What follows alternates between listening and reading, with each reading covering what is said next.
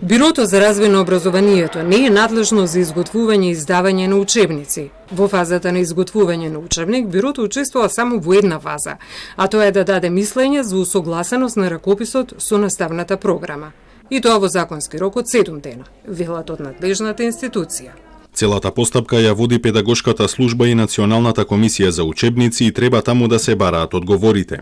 Бирото за развој на образование има законска обврска да изготви методологија за вреднување на учебници, која согласно со новите реформи е изготвена, меѓутоа се чека да помине во собрание новиот закон за учебници кој го предложи Министерството за образование и наука, во кој се надеваме ќе има поедноставна процедура за да не се повторуваат ваквите проблеми. На прашањето зошто не може навремено да бидат изготвени наставните програми, Бирото за развој на образованието со став дека никогаш немаат задоцнато со изготвување на наставни програми и досега во целата реформа немаат добиено ниту една стручна критика за истите.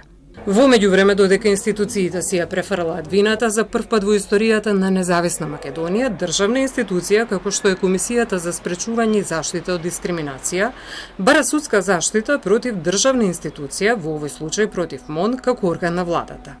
Бендевска најави дека тужбата ќе биде доставена до судот во најскоро време. Комисијата ќе започне со стратешко застапување на интересите на основците против МОН, доколку се знае дека веќе четврта учебна година голем број ученици се без основното средство за стекнување на знаење.